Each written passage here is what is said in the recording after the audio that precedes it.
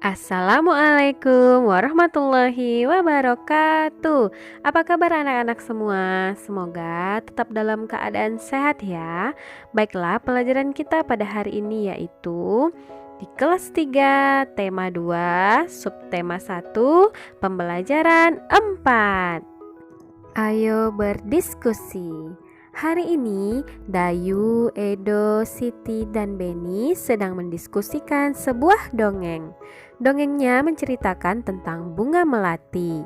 Bunga melati ukurannya kecil dan berwarna putih. Baunya harum dan menyegarkan.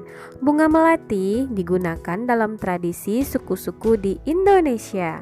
Berbagai suku menggunakan bunga melati dalam pernikahan dan tarian.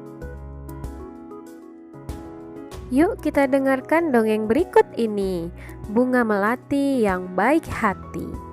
Di taman bunga kerajaan, tumbuh berbagai macam tanaman bunga yang bunganya sangat indah. Para putri senang sekali memandang dan menciumi bunga melati. Hal ini menimbulkan kecemburuan dari bunga-bunga yang lain. Putri pertama berkata, "Wah, indah sekali bunga-bunga di taman istana ini." Kemudian putri kedua pun berkata, "Hei, lihat bunga melati itu. Warnanya putih bersih dan harumnya semerbak memenuhi taman ini." Kemudian putri pertama berkata lagi, aroma melati memang harum. Aku sangat menyukainya." Setelah itu, bunga pun berkata, "Bunga sedap malam. Aku tak habis pikir mengapa para putri suka sekali dengan dirimu." Kemudian bunga anggrek pun berkata, "Iya, padahal dirimu berbunga kecil, berdaun besar, dan berbatang keras."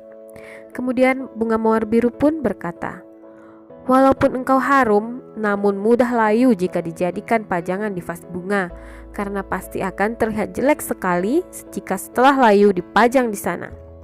Bunga melati hanya diam dan tetap tersenyum. Senyumnya yang manis membuat keharuman dirinya semakin merebak. Udara di taman bunga kerajaan bertambah wangi dan bertambah banyak kumbang yang datang. Kedatangan para kumbang yang bertambah banyak membuat semua bunga di taman bunga kerajaan menjadi senang. Mereka pun sibuk menyapa para kumbang dan mempersilahkan mengisap sari madu yang ada pada setiap bunganya. Para bunga tentu tidak akan bisa berbunga lagi jika tidak ada kumbang yang datang dan mengisap sari madu mereka. Bunga sedap malam dan bunga yang lainnya kini telah mengerti kenapa bunga melati sangat wangi sekali. Bunga-bunga yang lain meminta maaf kepada bunga melati atas perasaan cemburu mereka. Kini mereka mengakui bahwa keberadaan bunga melati itu justru harus disyukuri. Bunga sedap malam berkata, "Ternyata aroma harummu mengundang para kumbang datang. Tanpa dirimu, taman ini akan sepi dari kumbang-kumbang. Maafkan aku, Melati." Kemudian bunga anggrek pun berkata juga, "Aku juga mau minta maaf, Melati. Selama ini aku iri padamu. Ternyata keberadaanmu sangat bermanfaat untuk kami." Kemudian bunga mawar biru juga berkata, "Selama ini aku juga berburuk sangka padamu, Melati. Aku minta maaf ya." Kemudian bunga melati menjawab, "Aku sudah memaafkan kalian, teman-teman. Sekarang kita bisa berteman tanpa ada prasangka buruk." Baik anak-anak, setelah kita mendengarkan dongeng tentang bunga melati yang baik hati tadi, sekarang silahkan dituliskan 4 tokoh yang ada pada dongeng tersebut beserta karakternya. Ditulis di buku latihannya ya. Baik anak-anak, salah satu manfaat tumbuhan adalah untuk keindahan. Di rumah Dayu, banyak bunga yang ditanam di dalam pot. Dayu senang merawat bunga-bunga di dalam pot. Suatu hari, Dayu sedang merasa bingung. Ia telah memecahkan pot bunga kesayangan ibunya. Ia ingin meminta maaf kepada ibunya, tetapi takut dimarahi. Bagaimana seharusnya Dayu bersikap? Nah, pernahkah kamu melakukan kesalahan? Apa yang kamu lakukan saat setelah melakukan kesalahan? Ya benar, ketika kita melakukan kesalahan, sebaiknya kita meminta maaf. Dengan meminta maaf, kita akan merasa lega. hubungan dengan orang lain akan tetap baik. Untuk meminta maaf diperlukan keberanian. Anak-anak pemberani akan meminta maaf jika telah melakukan kesalahan. Nah anak-anak, manfaat tumbuhan selain memberikan oksigen juga untuk tempat berteduh. Di bawah pohon yang rindang, kita akan merasa segar dan sejuk. Kita dapat terlindung dari sengatan sinar matahari. Dayu dan teman-teman di kelas 3 melakukan kegiatan olahraga.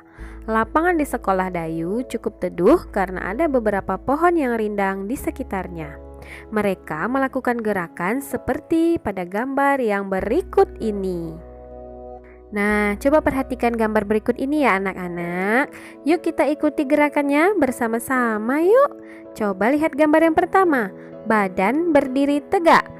Gambar yang kedua, rentangkan tangan ke samping. Gambar yang ketiga, putarlah tangan ke depan 3 kali dan ke belakang 3 kali. Selanjutnya, gambar yang keempat, badan berdiri tegak kembali. Kemudian, gambar yang kelima, rentangkan kedua tangan ke atas.